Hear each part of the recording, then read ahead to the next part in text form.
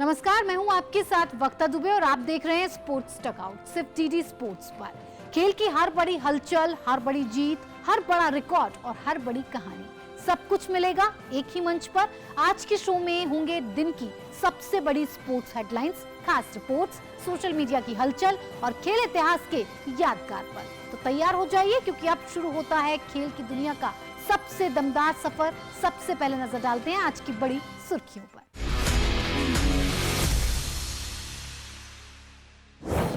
Glasgow में भारत का दमदार अभियान 39 पदकों के साथ चौथे स्थान पर। ग्लासगो से अहमदाबाद तक भारत को मिली कॉमनवेल्थ गेम्स 2030 की मेजबानी। जिस टेस्ट कैप का था इंतजार, आखिरकार आकिब नबी का सपना हुआ पूरा। 17 वर्षीय तन्वी शर्मा ने रचा इतिहास, जीता ताइपे ओपन सुपर 300 खिताब। कॉमनवेल्थ टेबल टेनिस में भारत का जलवा, 5 में से 4 स्वर्ण पर कब्जा। ग्लासगो कॉमनवेल्थ गेम्स 2026 का समापन हो चुका है और भारत ने 13 स्वर्ण, 17 रजत और 9 कांस्य सहित कुल 39 पदकों के साथ पदक तालिका में चौथा स्थान हासिल किया है। हालांकि पदकों की संख्या पिछले संस्करण से कम रही, लेकिन इस बार कई ऐसे ऐतिहासिक प्रदर्शन देखने को मिले जिन्होंने भारतीय खेलों के भविष्य को एक नई दिशा दी। मुक्केबाजी से लेकर जूडो, एथलेटिक्स और पैरा स्पोर्ट्स तक भारत के खिलाड़ियों ने नए इतिहास रचे।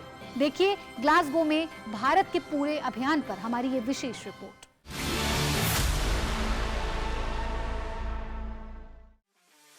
ग्लासगो कॉमनवेल्थ गेम्स 2026 एक ऐसा संस्करण जहां भारत के कई पारंपरिक पदक दिलाने वाले खेल कार्यक्रम का हिस्सा ही नहीं थे। शूटिंग, कुश्ती, badminton, hockey, table tennis, squash और क्रिकेट की गैर मौजूदगी के बावजूद भारतीय दल ने शानदार जज्बा दिखाया और 39 पदकों के साथ चौथे स्थान पर अभियान समाप्त किया। 122 खिलाड़ियों के दल में से 38 खिलाड़ी पदक जीतकर लौटे, जबकि गुलवीर सिंह 2 पदक जीतने वाले भारत के इकलौते खिलाड़ी बने। जरा एक नजर भारत के ग्लासगो कॉमनवेल्थ गेम्स 2026 के कुल प्रदर्शन पर। भारत के 122 खिलाड़ियों ने इन खेलों में हिस्सा लिया। भारतीय दल ने 13 स्वर्ण, 17 रजत और 9 कांस्य सहित कुल 39 पदक अपने नाम किए और पदक तालिका में चौथा स्थान हासिल किया। सीमित खेलों के बावजूद भारतीय खिलाड़ियों ने शानदार प्रदर्शन करते हुए देश का गौरव बढ़ाया। अगर स्पोर्ट्स वाइज प्रदर्शन की बात करें तो मुक्केबाजी और एथलेटिक्स भारत के सबसे सफल खेल रहे, जहां दोनों में 10-10 पदक हासिल हुए। बॉक्सिंग में भारत ने 7 स्वर्ण और 3 रजत जीतकर इतिहास रचा। वेट लिफ्टिंग से 8 पदक, जबकि पैरा एथलेटिक्स ने 6 पदकों के साथ दमदार योगदान दिया। जूडो में भारत ने 2 स्वर्ण सहित 4 पदक जीतकर नया इतिहास बनाया, जबकि पैरा पावर लिफ्टिंग से भी एक कांस्य पदक आया। कुल मिलाकर भारत ने 39 पदकों के साथ ग्लासगो अभियान का शानदार समापन किया। अगर इस अभियान का सबसे बड़ा सितारा कोई खेल रहा तो वो था बॉक्सिंग। भारतीय मुक्केबाजों ने रिकॉर्ड 10 पदक जीतकर कॉमनवेल्थ गेम्स में देश का अब तक का सर्वश्रेष्ठ प्रदर्शन किया।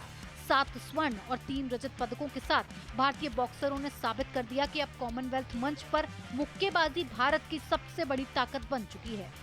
जैस्मीन लंबोरिया, प्रीति पवार, साक्षी चौधरी, प्रिया घंघास, अरुंधति चौधरी, सचिन सिवाच और अंकुश पंघाल ने स्वर्ण पदक जीतकर देश का गौरव बढ़ाया।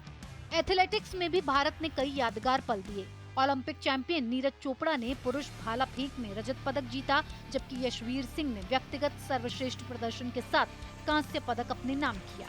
गुलवीर सिंह ने 10,000 मीटर और 5,000 मीटर में 2 पदक जीतकर लंबी दूरी की दौड़ में भारत की नई पहचान बनाई। वहीं तेजस्विन शंकर कॉमनवेल्थ गेम्स के इतिहास में डिकैथलॉन पदक जीतने वाले पहले भारतीय बने। जूडो और पैरा स्पोर्ट्स भी भारत की सफलता की बड़ी कहानी बनकर उभरे। अस्मिता डे और हर्ष सिंह ने कॉमनवेल्थ गेम्स में भारत के पहले जूडो स्वर्ण पदक जीतकर इतिहास रचा। मीराबाई चानू ने एक बार फिर वेट लिफ्टिंग में स्वर्ण पदक जीतकर अपनी बादशाहत कायम रखी। पैरा एथलेटिक्स में सोमन राणा, शर्मिला ढांकर और दिलीप गावित ने स्वर्ण पदक जीतते हुए भारत को कुल 7 पदक दिलाए और ये साबित किया कि भारतीय पैरा खेल लगातार नई ऊंचाइयों की ओर बढ़ रहे हैं। अगर पदकों की तुलना की जाए तो ग्लासगो में भारत ने बर्मिंघम 2022 के मुकाबले 22 पदक कम जीते, लेकिन ये भी सच है कि इस बार प्रतियोगिता में केवल 10 खेल शामिल थे और भारत के पारंपरिक पदक दिलाने वाले कई खेल कार्यक्रम से बाहर थे। बर्मिंघम में जिन 6 खेलों से भारत को 30 पदक मिले थे वो इस बार आयोजित ही नहीं हुए। ऐसे में 39 पदकों का ये प्रदर्शन केवल आंकड़ों से नहीं बल्कि नए खेलों में उभरती भारतीय ताकत की कहानी भी कहता है।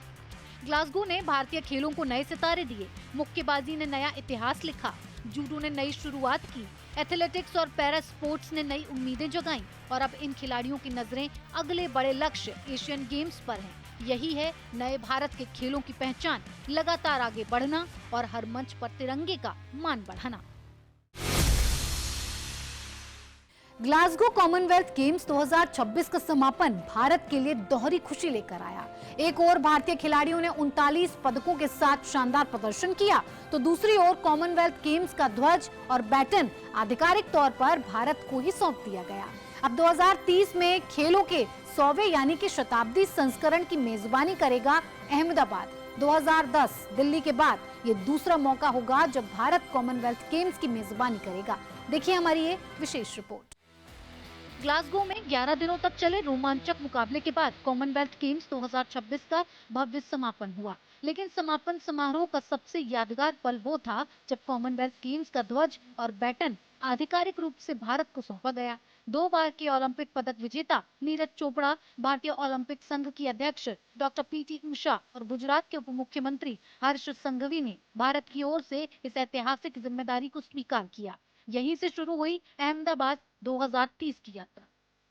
और अहमदाबाद 2030 की तैयारियों के लिए आगे बढ़ेगी। ग्लासगो में भारतीय खिलाड़ियों ने अपना श्रेष्ठ प्रदर्शन दिखाया है। भारत का झंडा शान से लहराया है। हालांकि ये वक्त हमारी जो गेम्स में हमें अधिकतम मेडल्स मिलते थे, वो गेम्स को कट डाउन की गई है। फिर भी भारतीय खिलाड़ियों ने नई गेम्स में अपनी जगह बना ली और जगह बना के भारत का तिरंगा और शान से लहराया है। तो मैं सभी खिलाड़ियों को बहुत बहुत अभिनंदन देता हूं और साथ ही अहमदाबाद पूरी तरह से तैयार है। कॉमनवेल्थ सेंटेनरी इवेंट एक ऐतिहासिक इवेंट है और अहमदाबाद उसे पूरी तरह से तैयारियों के साथ आगे बढ़ रहा है। 2030 में कॉमनवेल्थ गेम्स अपने 100वें संस्करण का आयोजन करेगा और इसकी मेजबानी करेगा भारत का अहमदाबाद। इसके साथ ही भारत ऑस्ट्रेलिया के बाद कॉमनवेल्थ गेम्स की 2 बार मेजबानी करने वाला दुनिया का केवल दूसरा देश बन जाएगा। इससे पहले भारत ने वर्ष 2010 में नई दिल्ली में इन खेलों का सफल आयोजन किया था। अब 2 दशक बाद दुनिया की निगाहें एक बार फिर से भारत पर होंगी।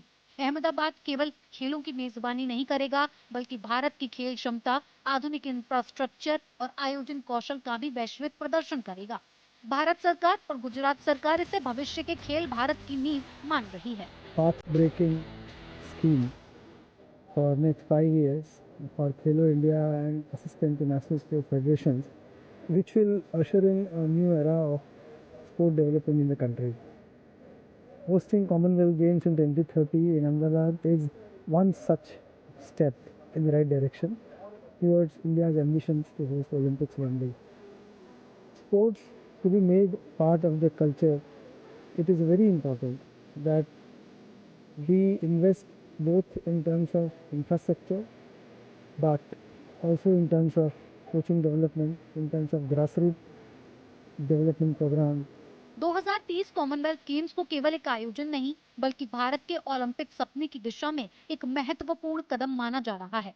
नई खेल सुविधाएं, विश्व स्तरीय स्टेडियम, कोचिंग इकोसिस्टम और जमीनी स्तर पर खिलाड़ियों के विकास की योजनाएं आने वाले वर्षों में भारतीय खेलों को नई ऊंचाइयों तक ले जाने का लक्ष्य रखती हैं। और ये इंफ्रास्ट्रक्चर के माध्यम से हम नए खिलाड़ी बनाने का, खिलाड़ियों के लिए एक बड़ा प्लेटफॉर्म पुरवार करना चाहिए। हमारा नेक्स्ट इन्वेस्टमेंट वो AI based training, sports medical, ये दिशा में हम करना चाहते हैं, जिसके माध्यम से देश के खिलाड़ियों को विदेश में ना जाना पड़े, उनको सभी प्रकार की व्यवस्था अपने ही देश में मिल जाए। ग्लासगो में भारत ने 39 पदकों के साथ अपना अभियान समाप्त किया और अब उसी ग्लासगो से भारत को मिली है एक नई जिम्मेदारी, कॉमनवेल्थ गेम्स के शताब्दी संस्करण की मेजबानी की। 2010 में दिल्ली ने दुनिया को भारत की आयोजन क्षमता दिखाई थी। अब 2030 में अहमदाबाद उस विरासत को नई ऊंचाइयों तक ले जाने के लिए तैयार है। अगला पड़ाव अहमदाबाद 2030। भारतीय क्रिकेट टीम को श्रीलंका के खिलाफ आगामी टेस्ट सीरीज से पहले बड़ा झटका लगा है। तेज गेंदबाज जसप्रीत बुमराह पूरी तरह से फिट नहीं हो सके हैं और उन्हें 2 मैचों की टेस्ट सीरीज से बाहर कर दिया गया है। उनकी जगह जम्मू कश्मीर के युवा तेज गेंदबाज आकिब नबी को पहली बार भारतीय टेस्ट टीम में शामिल किया गया है। पेश है हमारी ये खास रिपोर्ट।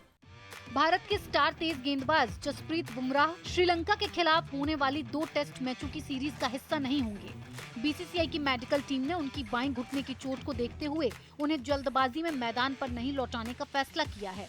बुमराह इंग्लैंड के खिलाफ वनडे सीरीज के बाद से क्रिकेट से दूर हैं और फिलहाल बेंगलुरु स्थित सेंटर ऑफ एक्सीलेंस में रिहैब प्रक्रिया से गुजर रहे हैं। बुमराह की अनुपस्थिति में चयनकर्ताओं ने जम्मू कश्मीर के तेज गेंदबाज आकिब नबी पर भरोसा जताया है। 29 वर्षीय नबी ने लगातार 2 शानदार रणजी सीजन में कुल 104 विकेट लेकर चयनकर्ताओं का ध्यान अपनी ओर खींचा। पिछले सीजन में उनके 60 विकेटों ने जम्मू कश्मीर को इतिहास का पहला रणजी ट्रॉफी खिताब दिलाने में अहम भूमिका निभाई।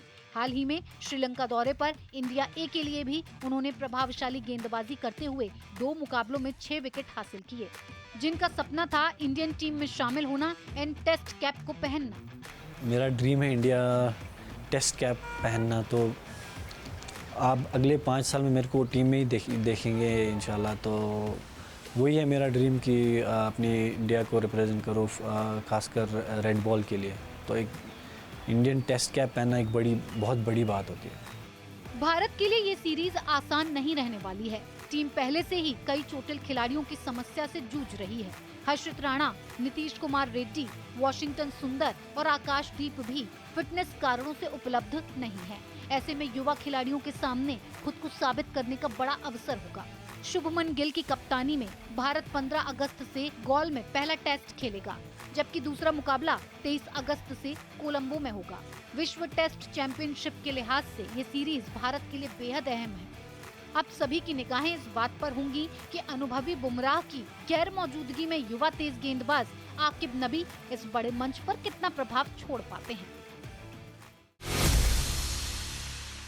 भारतीय बैडमिंटन को एक नया सितारा मिल गया है। महज 17 साल की तन्वी शर्मा ने ताइपे ओपन सुपर 300 का खिताब जीतकर इतिहास रच दिया है। वो इस टूर्नामेंट के इतिहास में किसी भी वर्ग की सबसे युवा चैंपियन बन गई हैं। पेश है हमारी ये खास रिपोर्ट। महज 17 साल और 222 दिन की उम्र और एक ऐतिहासिक उपलब्धि। भारत की उभरती हुई बैडमिंटन स्टार तन्वी शर्मा ने ताइपे ओपन सुपर 300 के महिला एकल फाइनल में वियतनाम की विश्व नंबर 21 नगुएन थुई लिन को सीधे गेमों में 21-16, 21-16 से हराकर अपना पहला BWF वर्ल्ड टूर सुपर 300 खिताब जीता। इस जीत के साथ तन्वी ताइपे ओपन के इतिहास की सबसे युवा चैंपियन बन गई और भारत का 17 वर्षों का इंतजार भी खत्म कर दिया। साल 2008 में साइना नेहवाल के बाद अब तन्वी शर्मा इस प्रतिष्ठित खिताब को जीतने वाली केवल दूसरी भारतीय महिला खिलाड़ी बनी है। पूरे टूर्नामेंट में उन्होंने सिर्फ एक गेम गंवाया और अपने शानदार स्मैश, सटीक नेट प्ले और बेहतरीन रणनीति से सभी को प्रभावित किया। वर्ल्ड जूनियर नंबर 1 रह चुकी तन्वी शर्मा का ये खिताब भारतीय बैडमिंटन के उज्जवल भविष्य की नई शुरुआत माना जा रहा है। पंजाब के होशियारपुर से निकलकर अंतर्राष्ट्रीय मंच तक का उनका सफर अब नई ऊंचाइयों की ओर बढ़ चुका है। भारतीय बैडमिंटन को एक और बड़ा सितारा मिल गया है और दुनिया ने एक नया नाम याद कर लिया है, तन्वी शर्मा। राष्ट्रीय राजधानी के जवाहरलाल नेहरू स्टेडियम में रविवार सुबह फिटनेस और जागरूकता का एक अनूठा संगम देखने को मिला। Fit India Sundays on cycle के 84वें संस्करण में देश भर के युवाओं ने नशा मुक्त भारत का संदेश देते हुए साइकिलिंग की और स्वस्थ जीवन शैली अपनाने का संकल्प लिया। पेश है हमारी इस पर खास रिपोर्ट। रविवार सुबह दिल्ली के प्रतिष्ठित जवाहरलाल नेहरू स्टेडियम में युवाओं का जोश और उत्साह देखने लायक था। फिट इंडिया मूवमेंट के तहत आयोजित fit India Sundays on cycle के 84वें संस्करण की थीम रही नशा मुक्त भारत। स्कूलों, कॉलेजों और विश्वविद्यालयों के विद्यार्थियों के साथ बड़ी संख्या में फिटनेस प्रेमियों ने इस अभियान में हिस्सा लेकर स्वस्थ जीवन का संदेश दिया। कार्यक्रम का सबसे भावुक और प्रेरणादायक पल वो रहा जब सैकड़ों प्रतिभागियों ने एक साथ नशा मुक्त भारत की शपथ ली। सभी ने नशे से दूर रहने, स्वस्थ जीवन शैली अपनाने और अपने परिवार, दोस्तों तथा समाज को भी इसके लिए प्रेरित करने का संकल्प लिया। इस पहल ने ये संदेश दिया कि फिटनेस, अनुशासन और सकारात्मक सोच ही नशा मुक्त भारत की सबसे मजबूत नींव है। इस अवसर पर 2026 एशियन अंडर 23 एथलेटिक्स चैंपियनशिप की रजत पदक विजेता संजना को फिट इंडिया चैंपियन के रूप में सम्मानित किया गया। उनके साथ एसोसिएशन ऑफ इंडिया यूनिवर्सिटीज के संयुक्त सचिव आलोक कुमार मिश्रा को भी सम्मानित किया गया। भारत सरकार की फिट इंडिया मूवमेंट पहल के तहत आयोजित ये अभियान केंद्रीय युवा कार्यक्रम एवं खेल मंत्री डॉक्टर मनसुख मांडविया की परिकल्पना है। युवा कार्यक्रम एवं खेल मंत्रालय, cycling federation of India, Rahgiri foundation और माय भारत के सहयोग से आयोजित ये साइकिल रैली देश के सभी राज्यों और केंद्र शासित प्रदेशों में एक साथ आयोजित की गई। इसका उद्देश्य युवाओं को फिटनेस के माध्यम से स्वस्थ, सक्रिय और नशा मुक्त भारत के निर्माण के लिए प्रेरित करना है। आज के सोशल मीडिया बज़ में बात ग्लासगो कॉमनवेल्थ गेम्स 2026 का शानदार समापन एक भव्य क्लोजिंग सेरेमनी के साथ हुआ है। ओवियो हाइड्रो एरिना में आयोजित इस समारोह में कॉमनवेल्थ गेम्स का ध्वज आधिकारिक रूप से भारत को सौंपा गया और उसके साथ ही अब दुनिया की नजरें अहमदाबाद 2030 पर हैं, जहां कॉमनवेल्थ गेम्स का 100वां यानी कि शताब्दी संस्करण आयोजित होगा। 2010 में दिल्ली के बाद भारत दूसरी बार इन खेलों की मेजबानी करेगा। ग्लासगो से अहमदाबाद तक अब भारत तैयार है इतिहास के अगले अध्याय के लिए।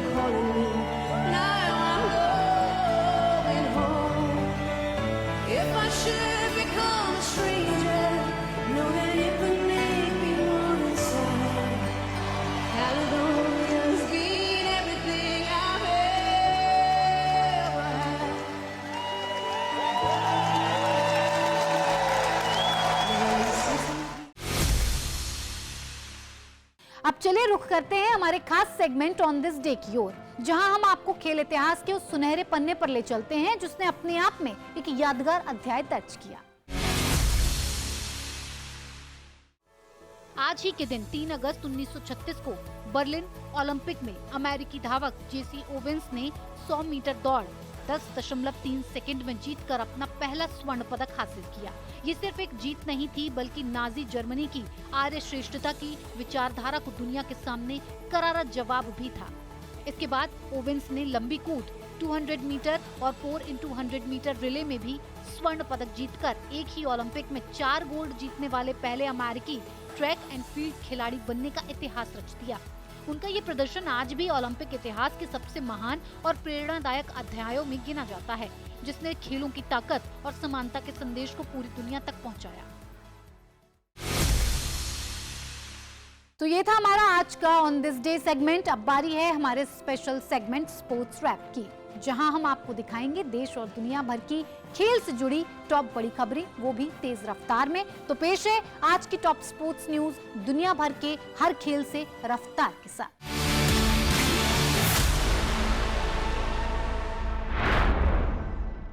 English Premier League club Chelsea ने अर्जेंटीना के युवा मिडफील्डर वैलेंटिन बार्को को 7 साल के अनुबंध पर अपने साथ जोड़ लिया है।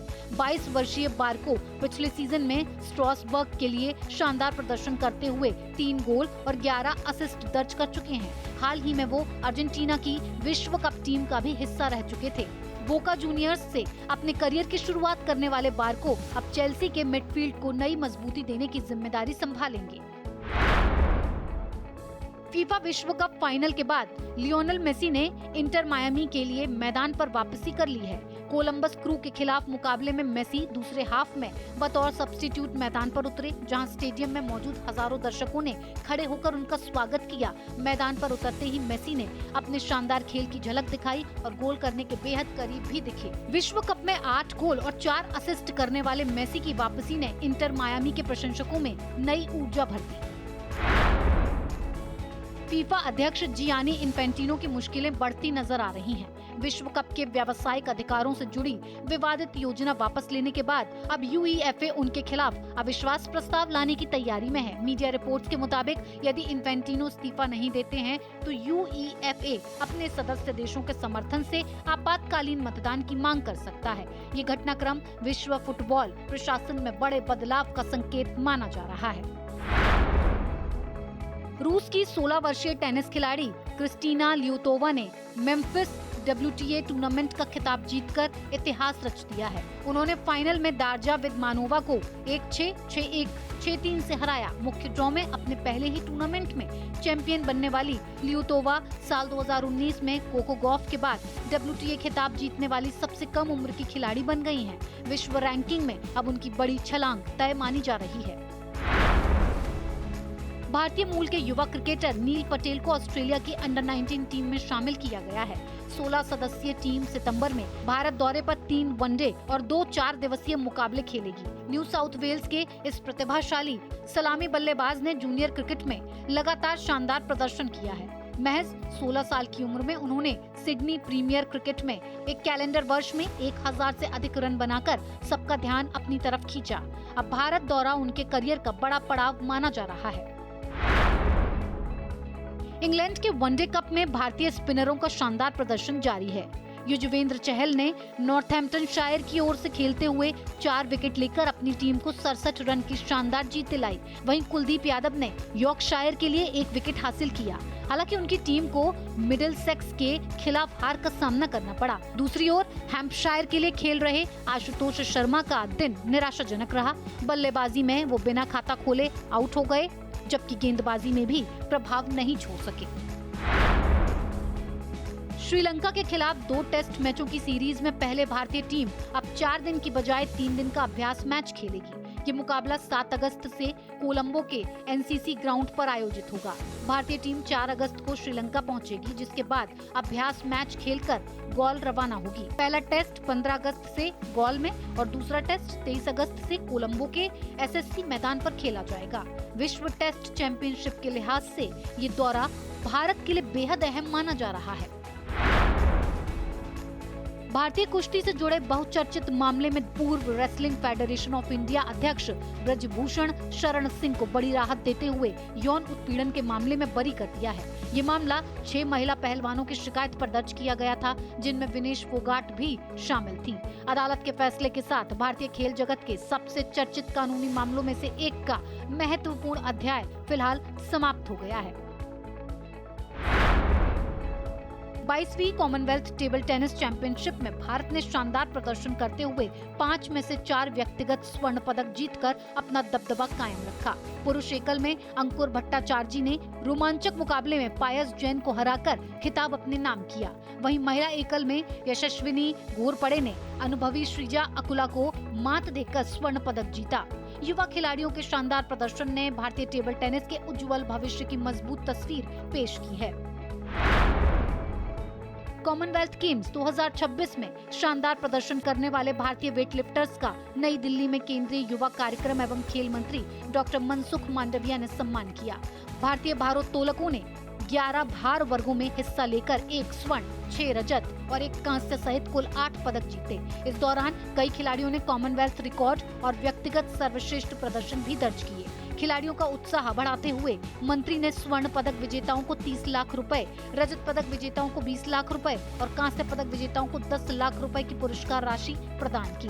इस सम्मान समारोह ने भारतीय खिलाड़ियों के मनोबल को नई ऊर्जा दी। अब स्पोर्ट्स रैप से आगे बढ़ते हुए बात करते हैं हमारे बर्थडे स्पेशल सेगमेंट की। आज हम मना रहे हैं उन खिलाड़ियों का जन्मदिन जिन्होंने अपने शानदार खेल से सभी को प्रभावित किया है। आइए जानते हैं उनके बारे में कुछ खास बातें। भारतीय फुटबॉल का ऐसा नाम जिसने देश को अंतर्राष्ट्रीय मंच पर नई पहचान दिलाई। आज जन्मदिन है भारतीय फुटबॉल के महानायक सुनील छेत्री का। 3 अगस्त 1984 को जन्मे छेत्री भारत के सर्वाधिक अंतर्राष्ट्रीय मैच खेलने वाले खिलाड़ी और राष्ट्रीय टीम के सर्वकालिक सर्वश्रेष्ठ गोल स्कोरर हैं। उनके नाम 157 अंतर्राष्ट्रीय मुकाबलों में 95 गोल दर्ज हैं। अंतर्राष्ट्रीय गोल करने वालों की सूची में वो क्रिस्टियानो रोनाल्डो, लियोनेल मेसी और अली दाई के बाद चौथे स्थान पर रहे हैं। ISL के ऑल टाइम टॉप स्कोरर रहे छेत्री ने भारत को कई सैफ, चैंपियनशिप और AFC चैलेंज कप जिताने में अहम भूमिका निभाई।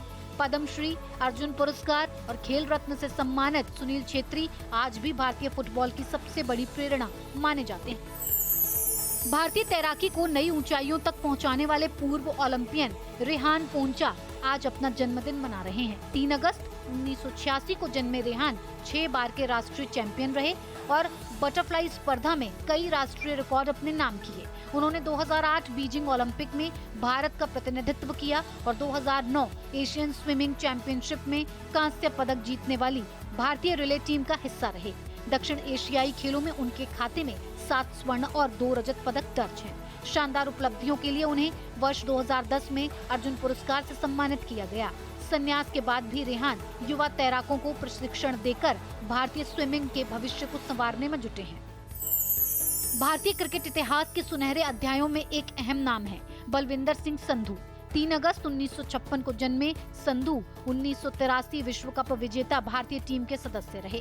अपनी स्विंग गेंदबाजी से बल्लेबाजो68 को परेशान करने वाले संधू ने भारत के लिए 8 टेस्ट और 22 वनडे मुकाबले खेले।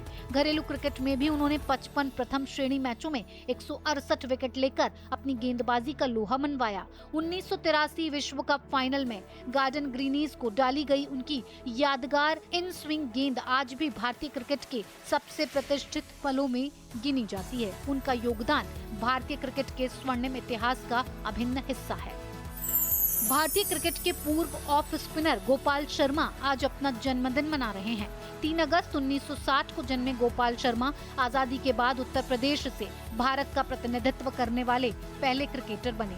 उन्होंने 1985 से 1990 के बीच भारत के लिए 5 टेस्ट और 11 वनडे मुकाबले खेले। उस दौर में भारतीय क्रिकेट में कई दिग्गज स्पिनरों के बीच जगह बनाना आसान नहीं था, लेकिन गोपाल शर्मा ने अपने प्रदर्शन से अलग पहचान बनाई। प्रथम श्रेणी क्रिकेट में उन्होंने 104 मैचों में शानदार 353 विकेट लेकर घरेलू क्रिकेट में अपनी छाप छोड़ी।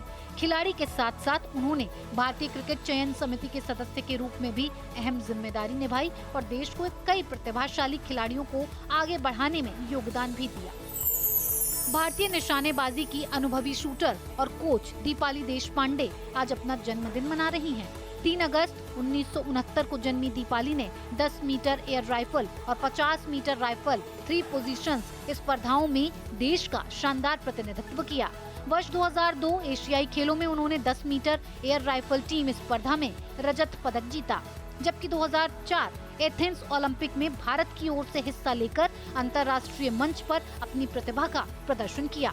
खिलाड़ी के साथ साथ कोच के रूप में भी उन्होंने भारतीय शूटिंग को कई प्रतिभाशाली निशानेबाज दिए हैं। उनका अनुभव और समर्पण आज भी भारतीय शूटिंग की नई पीढ़ी के लिए प्रेरणा बना हुआ है। डीडी स्पोर्ट्स की तरफ से इन सभी को जन्मदिन की हार्दिक शुभकामनाएं। तो दोस्तों, आज के स्पोर्ट्स डगआउट में बस इतना ही। हमारा वादा है कि खेल की हर बड़ी और अहम खबर हम आपको दिखाएंगे सबसे भरोसेमंद और सबसे दिलचस्प अंदाज में। जुड़े रहिए डीडी स्पोर्ट्स के साथ। अगली मुलाकात तक खेल का जुनून बनाए रखिए और जीत का जज्बा जगाए रखिए।